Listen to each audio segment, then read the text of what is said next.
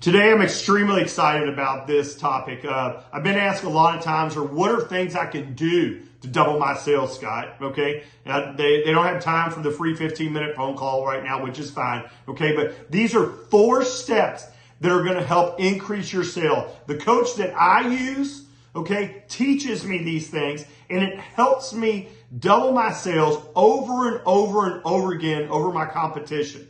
Okay, so here's step 1. Stay away from people with low energy. What do I mean by that? People that are always moping around, no energy, lethargic, always have their head down, always complaining. We'll go over the negative aspect of this later, but just don't bring any energy to you. They don't inspire you. Let's stay away from those people. Also, the people that are just taking one task, okay, and they're letting that one task last for a week, a month, a year, okay, and they stay on that task. They stay on that one prospecting idea because they never really want to get out there and do the work, okay? They're just up there just planning. I'm sure you have those people in their office that are always planning to succeed. They always have the next big idea, but they don't bring any energy. All they want to do is bring all these ideas, but they're not bringing the energy to go ahead and deliver those ideas and get those sales increase. The next one is negative Nelly, okay? Negative person in the office. Stay away from those people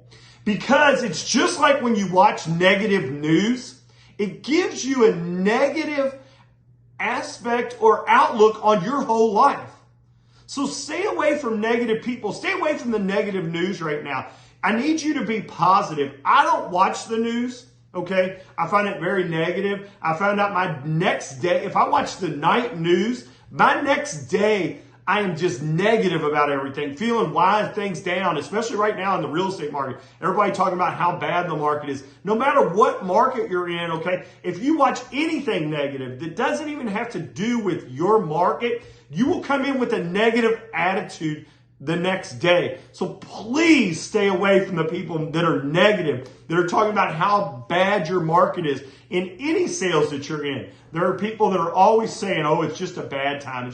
That's what they're blaming on. The other one, they're blaming it on why people are not buying. What they're doing is they are building up in their head why people are not purchasing or not using you for your line of business. These negative people are always looking for one little negative on why that person isn't using you, instead of thinking of the positive. When I was on a listing presentation yesterday, the person even noticed it. I said, hey, when you call me tomorrow and you list with us, these are the steps that I'm going to do. I put positive thoughts in their head right away. I'm also shaking my head. If you guys watch any of my video, when I'm positive, I'm shaking my head. Yes, yes, yes. And there's a lot of people out there that teach these things.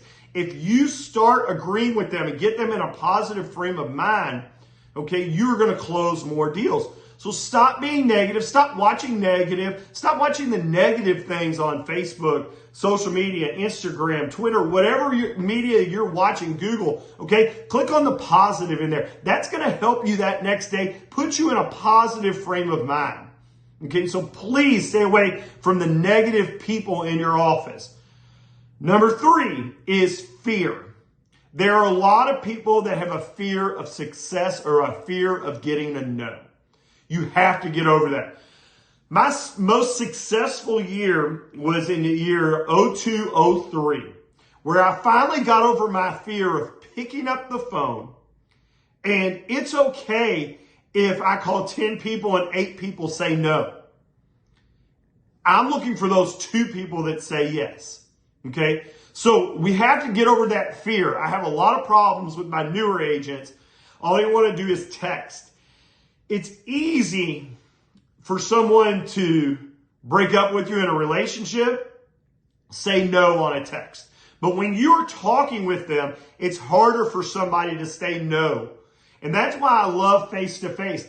Even my buyer's contracts, when I'm working with a buyer in my industry, I meet with them face-to-face and I have them sign a buyer's contract.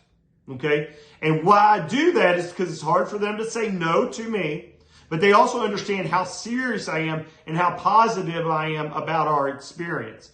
So please, you cannot be afraid of failure. Failure is a part of life. Every person fails. People have heard me make this analogy. Michael Jordan failed a lot of times. You only see the success, but if he didn't try, okay, he would have never succeeded. Failure and negativity is what makes us strong. Okay? Don't be scared of the answer no. I hear a lot of agents that will not even pick up the phone, or I've had an agent where when they were a new agent, they had a friend that was looking at $1 million house. They did not have the confidence to tell them that they were an agent because they were afraid they were going to say no or say, no, you're not experienced. We build these things up in our head that the consumer understands real estate and that they're always going to say no first. When you're dealing in any industry, when I was first selling commercial refrigeration, which is a totally different industry, I sold to a company called General Electric. A lot of you guys may know them in that. But the reason I got that deal was because they were calling other commercial refrigeration people. And the first answer they said, no, we don't do that. Okay? Because they were scared. They didn't understand it. A being positive person said, yes, we can do that. Because I was the only person that said yes, I got the largest purchase order that year in that company as a new sales rep. And people are like, how did you figure that out? I said, I just said yes. And then I ran back to the office and I figured it out. My agents, I tell them, say yes, I can help you.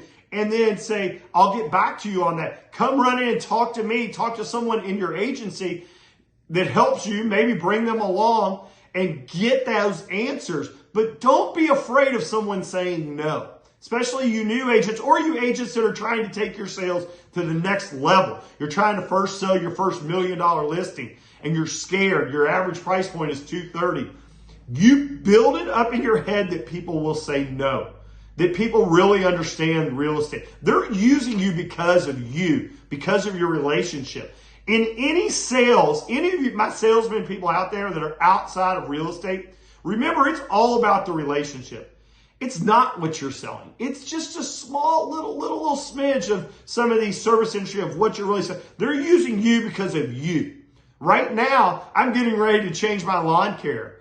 Okay? And the reason as I'm changing it is my contact left. I have no obligation to that company anymore. My relationship is broken. Regardless of the service that they provided me, I want someone that I can talk to. I want someone that I can relate to and someone that's going to listen to me. It's all about the relationship. Do not be afraid of no. All right? And the last thing is make sure that you understand when you are calling people and you are building these relationships, it's not necessarily what you're saying, okay? And what I mean by that is they are focused more on, do I like this person?